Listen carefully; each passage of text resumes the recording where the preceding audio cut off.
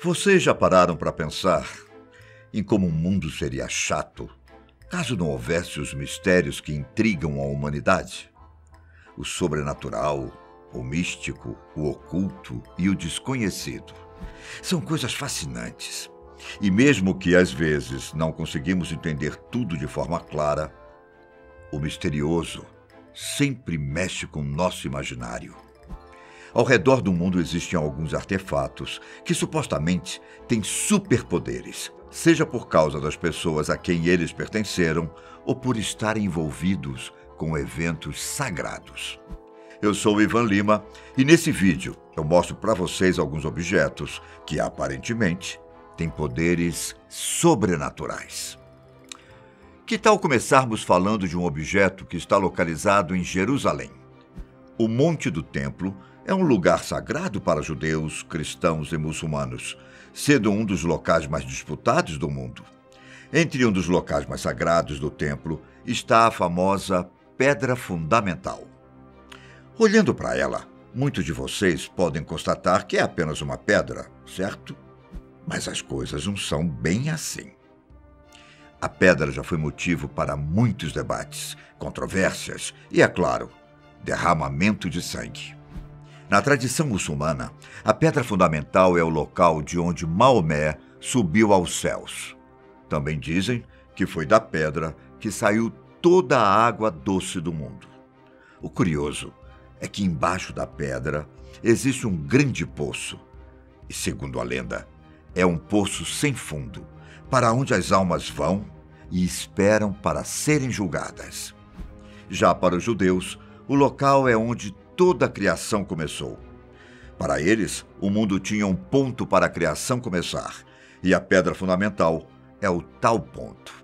Depois que tudo foi criado, a pedra passou a ser sagrada para a tradição judaica. Era lá que estava a Arca da Aliança e as tábuas dos 10 mandamentos.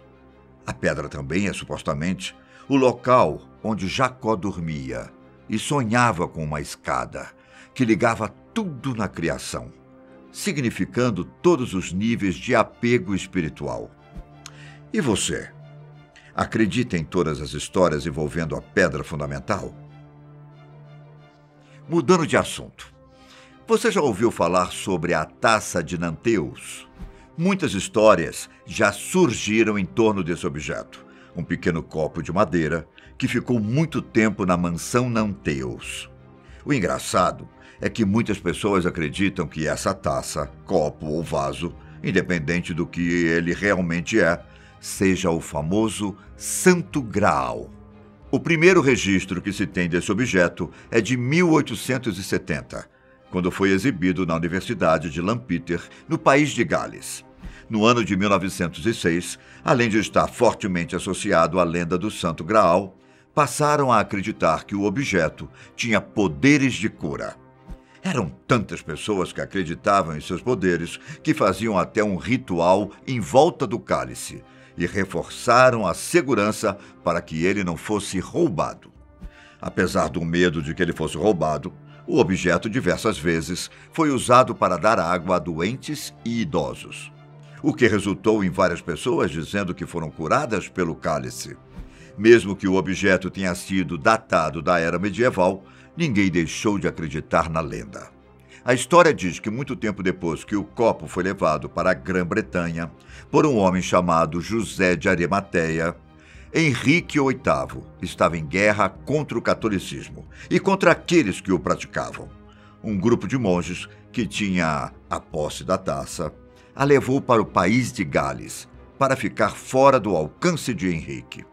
Eles se refugiaram nas terras da família Power, que tinha herdado a mansão Nanteus. Só que, com o tempo, os monges foram morrendo e não podiam deixar o segredo do cálice ser enterrado com eles. Por isso, passaram o segredo e o cálice para a família Power, que se tornaram os guardiães do suposto Santo Graal.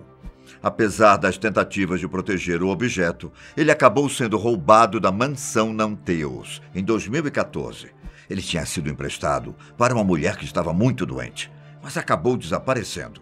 Mesmo assim, até hoje, muitas pessoas acreditam que a taça realmente tem poderes. E sobre a lenda da Pedra do Destino? O que você já ouviu falar? Essa pedra era usada na coroação de todos os reis celtas e foi levada da Irlanda para a Escócia há muito tempo. Na Escócia, ela ficou muito conhecida por ser mágica, muito poderosa e que garantiria a legitimidade do poder de quem fosse coroado sobre ela. Pois bem, todos os reis da Escócia foram coroados sob essa pedra. E com a união dos reinos, ela acabou indo parar em Londres. Na coroação da rainha da Inglaterra, por exemplo, ela ficou embaixo do trono da rainha. Mas em 1950, 4 jovens escoceses roubaram a Pedra do Destino e a levaram de volta para a Escócia. Ela só foi encontrada um ano depois e levada de volta para a Inglaterra em 1953, quando foi usada para a coroação da rainha Elizabeth. Anos depois, exatamente em 1996, a Pedra do Destino foi devolvida à Escócia e hoje está em exposição no Castelo de Edimburgo. Supostamente, a pedra realmente parece ter poderes, já que a rainha da Inglaterra foi coroada há 66 anos e foi considerada a rainha que se manteve por mais tempo no trono britânico. Assim como a pedra fundamental em Jerusalém, muitas pessoas acreditam que a Pedra do Destino foi a mesma que Jacó se deitou quando sonhou com uma escada que ligava a terra ao céu e viu anjos subindo e descendo por ela. E sobre o famoso dente de Buda? Vocês já ouviram falar sobre esse objeto? Segundo a lenda, quando Buda foi cremado, sobrou apenas uma coisa em suas cinzas: seu dente canino esquerdo. E sendo um líder religioso, obviamente surgiram muitas lendas em torno do seu dente. O dente foi motivo de muitas disputas para saber quem teria o direito de exibir parte do líder sagrado. Atualmente, o dente é mantido em um local chamado Templo do Dente, no Sri Lanka.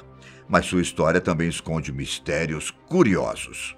Segundo a lenda, o dente foi transportado para o Sri Lanka quando estava preso no cabelo de uma princesa, no século IV d.C. Durante o período de colonialismo europeu e expansão portuguesa, os exploradores que assumiram o controle no Sri Lanka também tiveram posse do dente sagrado. O que foi feito com o objeto?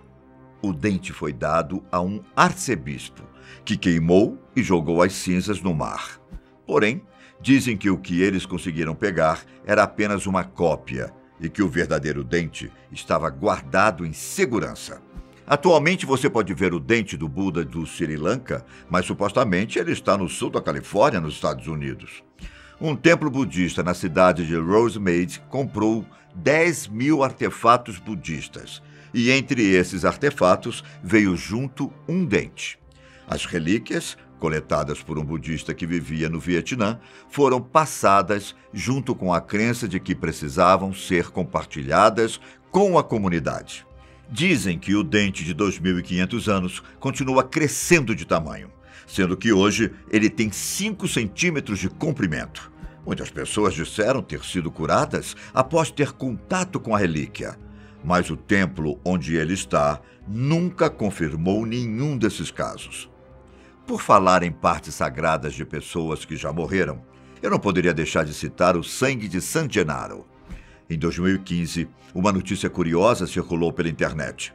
No dia 21 de março daquele ano, o sangue seco de San Gennaro se liquefez, fato que depois disso acontece pelo menos 3 vezes por ano.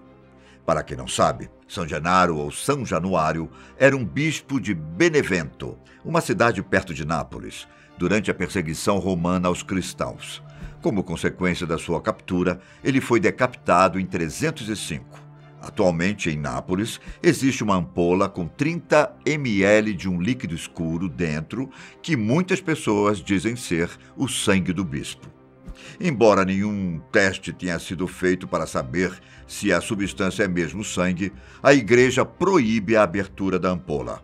O milagre da liquefação do coágulo de São Gennaro é um evento que acontece desde 1389.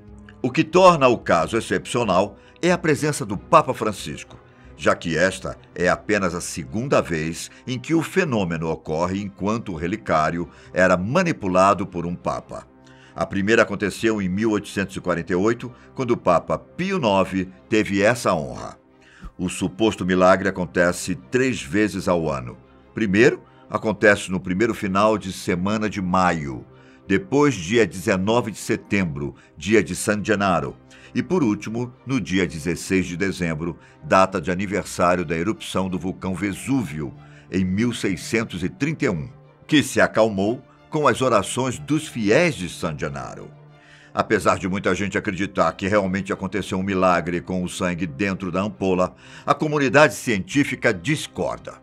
Para muitos, trata-se apenas de um composto químico, à base de ferro, que foi preparado ainda na Idade Média.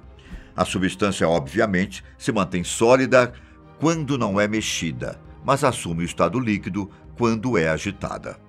Especialistas chamam o fenômeno de tixotropia, a propriedade que algumas substâncias têm de se tornar menos viscosas, ou seja, de fluir com maior facilidade quando são agitadas. O ketchup, por exemplo, é um clássico do tipo. Bom, esses foram alguns dos artefatos que, para muitas pessoas ao redor do mundo, possuem superpoderes. E eu me despeço por aqui. Até a próxima. Tchau.